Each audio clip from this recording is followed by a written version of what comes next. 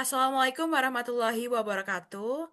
Kami dari kelompok 17 akan mempresentasikan hasil dari tabel kami, yaitu tentang paper Visualizing COVID-19 Data Using Advanced Software Tableau for Better Understanding. Tapi sebelum itu, izinkan kami untuk memperkenalkan diri terlebih dahulu dengan saya sendiri, Elka Ignavia, dengan NIM belakang 103. Lalu juga ada partner saya. Saya Viva Azahra dengan NIM akhir 018. Baik, untuk selanjutnya mungkin bisa di next. Baik, kita tahu bahwasannya ketika sebuah data itu memiliki kapasitas yang besar dan juga terlalu kompleks, maka seseorang tersebut akan sulit untuk dipahami karena terlalu banyak data dan sulit untuk disimpulkan. Oleh karena itu, kami menggunakan sebuah aplikasi Tableau. Next. Kami menggunakan sebuah aplikasi Tableau, di mana Tableau ini mampu menghasilkan visualisasi secara interaktif, lalu mendukung cloud dan juga analisis secara real time. Lalu juga Tableau bisa mengelola jutaan baris data secara kompleks tanpa namanya mengurangi performa. Tableau sendiri juga memungkinkan koneksi ke berbagai sumber data dan juga menyediakan banyak opsi visualisasi dan mudah dipelajari meski tanpa ada pengalaman coding. Nah, di Tableau ini memiliki visualisasi data. Namun, apa sih visualisasi data tersebut? Visualisasi data itu dimaknai sebagai cara menyajikan informasi dalam bentuk grafik ataupun diagram untuk mempermudah pemahaman, lalu menemukan pola, dan meningkatkan daya ingat. Dengan besarnya big data, visualisasi menjadi penting untuk analisis, termasuk yang namanya analisis prediktif berbasis machine learning. Lanjut. Lalu di sini ada arsitektur Tableau sendiri. Nah, pertama yaitu data source-nya itu menggunakan data warehouse, lalu ada cubes, lalu ada data mart, file sama data sheet. Lalu untuk data connectors-nya di sini ada tiga, yakni menggunakan Tableau, lalu ada SQL connector dan juga MDX connector. Lalu untuk komponennya sendiri ada data server, lalu ada VirQL server, lalu ada application server. Untuk customer dan client subscriber itu menggunakan gateway dan yang terakhir hasilnya nanti ada Tableau desktop, lalu ada web dan juga mobile. Namun untuk project kali ini kami hanya memberikan output Tableau desktop. Lanjut. Nah, untuk arsitektur tablonya sendiri itu tertera pada gambar. Jadi tablo sendiri ini tadi sudah saya jelaskan bahwasanya ini alat yang digunakan untuk visualisasi data secara interaktif dan nantinya bisa mengenali pola-pola dan membentuk sebuah diagram maupun grafik untuk mempermudah pengguna dalam mengenali pola, memahami grafik tersebut. Lanjut. Baik, selanjutnya adalah dataset. Jadi, dataset yang digunakan pada kali ini yaitu COVID-19 dataset, di mana COVID-19 dataset sendiri dapat diperoleh maupun digunakan oleh pihak manapun karena dapat dikunjungi secara umum di repository Kaggle, di mana dataset ini tentunya dipilih karena memenuhi kriteria yang kompatibilitas dengan perangkat lunak Tableau, yang dalam hal ini berformat CSV. Di dalam COVID-19 dataset sendiri terdapat 67 variabel dalam dataset tersebut dan juga 166.000 data di dalamnya. Selanjutnya persiapan data. Jadi setelah mendapatkan dataset yang telah sesuai dari artikel tersebut, tentunya selanjutnya sebelum dimasukkan ke dalam Tableau, kita harus menggunakan persiapan data di mana dapat melakukan processing data.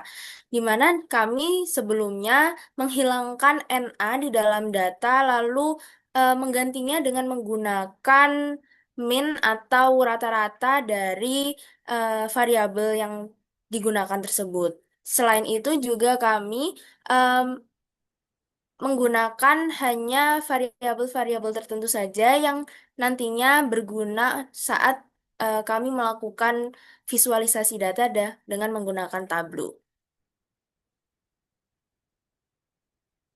Selanjutnya adalah result dan statistical analysis, di mana Tableau di sini menjadi salah satu pelopor dalam menyediakan COVID-19 Tracer Dashboard sejak Maret 2020 melalui COVID-19 Data Hub, di mana saat itu COVID-19 baru saja menyebar di seluruh dunia, sehingga tentunya dashboard ini dapat menyajikan data yang penting seperti fasilitas di mana saja, rawat inap, dan juga penyebaran kasus secara global.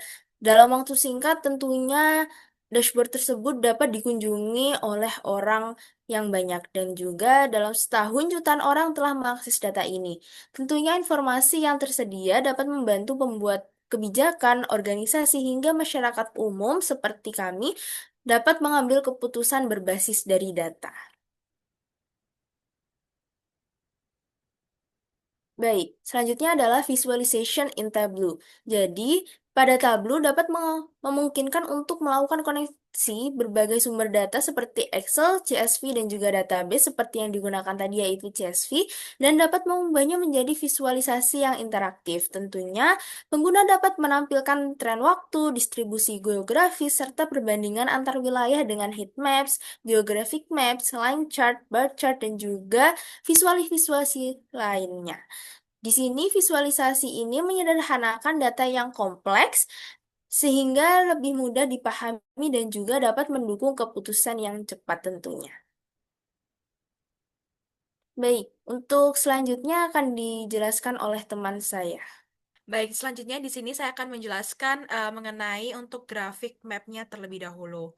Nah, untuk grafik map di sini itu map penyebaran COVID-19, di mana nantinya pengguna akan bisa melihat penyebaran-penyebaran COVID-19 yang terjadi di beberapa negara. Di sini ada dari negara Indonesia, lalu juga ada Malaysia, dan masih banyak lagi. Lalu kami di sini juga menyediakan filter, di mana ini kita filter berdasarkan tahun. Di sini kita bisa melihat dari 2020 hingga 2022. Lalu untuk warnanya sendiri ini dikatakan semakin kuning maka COVID-19 tersebut itu kemungkinan kecil masih kecil. Lalu untuk yang semakin merah maka penyebarannya semakin banyak. Tapi kami dapati bahwasanya penyebarannya rata-rata masih berwarna kuning atau rata-rata masih rendah seperti itu. Lanjut, untuk new cases, di sini kami ada statistik, yakni kami menggabungkan diagram batang dan juga diagram garis. Untuk diagram batangnya di sini itu menandakan untuk new cases atau kasus baru terhadap COVID-19, lalu juga untuk yang grafik garis itu untuk menandakan average atau rata-rata dari 7 hari tersebut. Untuk hal ini kami filter berdasarkan hari, yaitu perharinya ada berapa, dan ini bisa dilihat seperti ini. Oke, lanjut untuk new dates atau kematian terbaru, kematian terbaru. Di sini juga kami bikin diagram batang dan juga diagram baris, di mana diagram batangnya di sini menandakan kasus baru dan juga untuk grafik garis di sini untuk average atau rata-rata dari kematian tersebut. Itu kami filter berdasarkan hari juga. Dan ini hingga tahun 2021, 2022.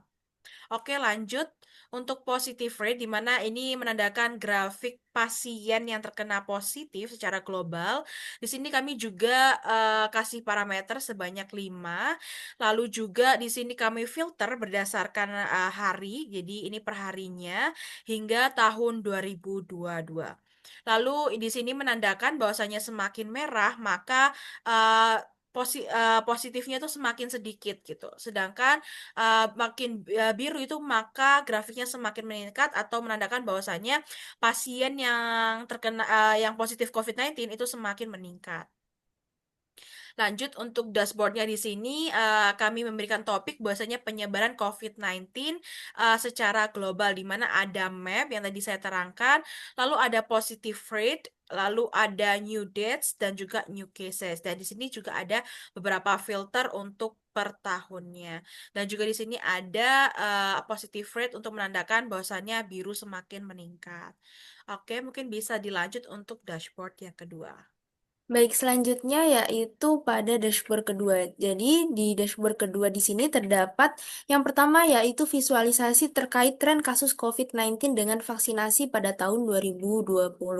Di mana tentunya di sini merupakan perbandingan antara jumlah di mana di sini terdapat pemberian vaksin di mana eh, perbandingan antara pemberian vaksin dan juga di sini total kasus, di mana di sini dapat difilter berdasarkan tahun. Lalu untuk yang berwarna kuning di sini merupakan line chart untuk total cases di mana di sini juga kami tambahkan tulip sehingga dapat terlihat bahwa misalnya untuk total kasus sebanyak sekian terdapat pasien positif sekian pada bulan dan juga tahun sekian. Dapat dianalisis di sini bahwa terlihat jika vaksinasi itu meningkat, maka nantinya total kasus yang ada pada dunia maka akan lebih turun seperti itu. Untuk selanjutnya di sini merupakan visualisasi kedua di mana di sini terdapat vaksinasi setiap benua dan juga di sini difilter berdasarkan tahun, di mana nantinya di sini dapat terlihat bahwa ada berapa saja orang yang telah divaksinasi untuk setiap benuanya. Di sini dapat dilihat bahwa Afrika memiliki tingkat yang paling tinggi untuk total vaksinasi pada Januari di tahun 2021, lalu diikuti oleh Asia di mana menjadi peringkat kedua, lalu selanjutnya yaitu Eropa, lalu selanjutnya adalah North America, lalu selanjutnya yaitu Oseania dan juga yang terakhir adalah South America. Di mana di sini dapat dilihat bahwa tentunya setiap benua akan memiliki jumlah eh, pasien dengan vaksinasi yang berbeda-beda. Lalu selanjutnya adalah visualisasi yang ketiga yaitu geospasial vaksinasi dan juga kasus COVID-19 di seluruh dunia.